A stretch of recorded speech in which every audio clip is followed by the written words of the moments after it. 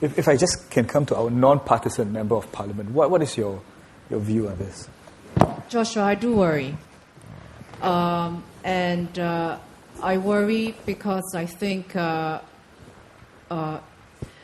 you can't ignore social media. And if you're in a position of power and the voice is loud enough, it will affect you.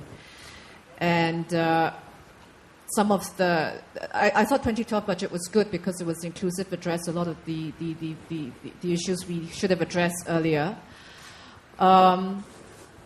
But whether it was a budget for the future or the long term, I don't know. I was certainly worried about a lot of things. One was core inflation, eroding our real purchasing power. Our incomes are not rising fast enough to meet the rise of core inflation. That was a big thing. And whilst there's a lot of policy debate, I felt there wasn't enough economic substance or economic statistics or a proper debate on the long-term impact of some of these measures that were being discussed. One example was the 10% additional stamp duty on high-end on foreigners buying property. That was a move, obviously, to help the middle income, right? It was to help the middle income get up the property ladder. And I think that the intent was great. We all want to get up the property ladder as soon as we can. But did someone think through this to think, hey, put up a tax? Now, is that just going to shift all the foreigners who are going to buy high-end properties into exactly the middle part that you're trying to protect? Because we look at the number of transactions in the last 2 months. Look, it's too early to comment, so I probably shouldn't comment yet. So give it time, give the data time. But has anyone looked at the data? The middle number of transactions in the middle segment's been huge, right? So was that some foreigners coming in? Is that going to crowd out our local buyers instead? So I guess, whilst the policies may appeal to a wider audience, we need to calibrate it so that it's the right policy. I'm worried about inflation. I don't think we've addressed it enough. I worry about the ability for Singapore to remain relevant in the long term. We are a very small country. I spend a lot of time in China and India. In a lot of the Chinese businessmen that I deal with, I have to tell you, sadly, we are not that relevant in that business world. We are probably, if they choose to list here or they have their family here, great, we serve a purpose. But other than that, they will make their money in China. Okay, we're surrounded by luckily we are surrounded by large Asian countries with big economies. So Singapore being an open economy, our people, you students in the audience, you can go and make your futures and make your careers and make your successes in our neighboring countries. But heck, we need help, right? And those are the long-term issues that I think we should address. How do we get our people to succeed overseas? If we're going to start closing the doors to foreign talent, our market ain't big. So where are we going to grow? We're going to grow outside Singapore. Now, going to Vietnam or Cambodia or China or India isn't something we just do overnight. We need help. I don't think we address all those sufficiently. Mm-hmm. Is it knee-jerk? Sorry. Can I just find out, when you talk about the 10% levy on the foreigners' stamp duty, right? You mentioned pushing it back down to the middle band. What are you referring to? So I'm referring to the foreigners who would have bought a high-priced property. So they might think, well, if I was going to buy a $5 million property, that's $500,000. But rather than do that, maybe I'll buy a $1 to $2 million property. That will cost me $100,000 or $200,000. It's a lot less. So they still want that property, but instead of buying a high-priced one, they buy a lower-priced one.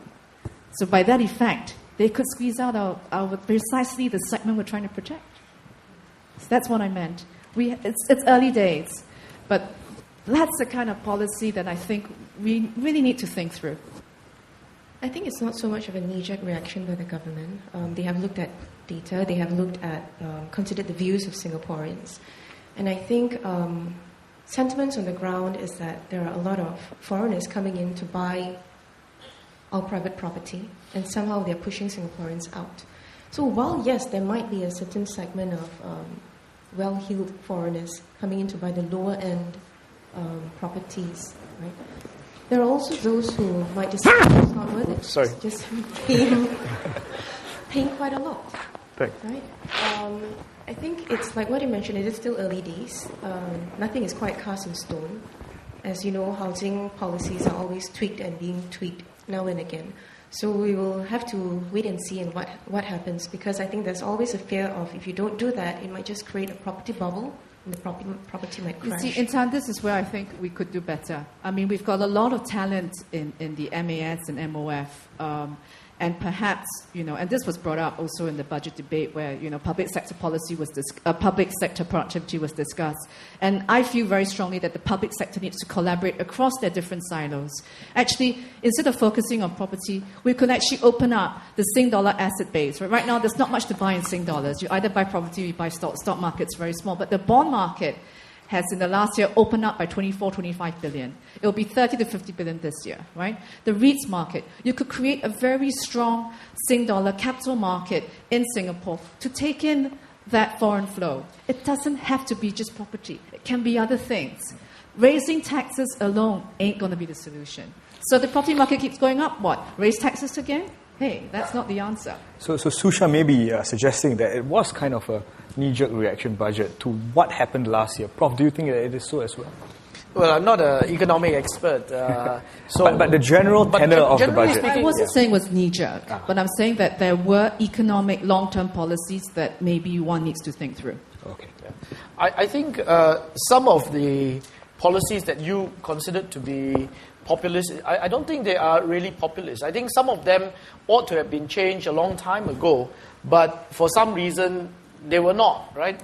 Whether the PAP wasn't listening or they just felt that they had to stand firm, right? The old way was, look, we know better than you, shut up, right? Just get on with it. If you have to suffer, tighten your belt, tough luck. I mean, this is nothing new. This is something, in fact, Chan Heng-chi has written about quite many years ago, talking about the administrative state. So the thing is, some of these policies really ought to have been changed. I mean, ministerial policy, salaries have been something people have been griping about for years. But again, generational change. One speaks about the different attitude towards defamation suits. Generational change. Lee Hsien Loong is not Lee Kuan Yew. It's different generation. So I think we all look at issues in a slightly different way. I mean, is it really populist? I am not sure I could pinpoint on any of these policies and say, well, that's a populist thing. Because to me, populist means I do something just for the purpose of getting the votes. In other words, I'm going to get you to like me because I'm going to do something that would make me very, very popular. And the fact that the government has resisted so many things that would make them more popular tells me that, well, they're not really pandering to the public, right, in this respect. I mean, COEs, everybody's griping about the rise in the price of COEs, especially those who are doing business. Yes, I mean, the bulk of the population, they don't care because they take public transport. But the point is that in Singapore, one of the biggest problems, and I think this is the problem Intan mentioned, and it's a manifestation of this problem. You can't do anything about high property prices. I mean, what are the two most expensive things that cost businesses to do? Labor and property and basically your rents, right? So I can't do anything about rents because PHDB has decided to benchmark it on market rate, right? They tell you they're selling you a subsidized house because it's cheaper than a private house. That's called subsidy. Well, that's called euphemism. It's not a subsidy. It's not a serious subsidy. But so there are some immovables. So the problem with your poor SME guys, they can't complain against HDB. What are they going to do? HDB says, sorry, you don't. The line's very long. You don't want the property.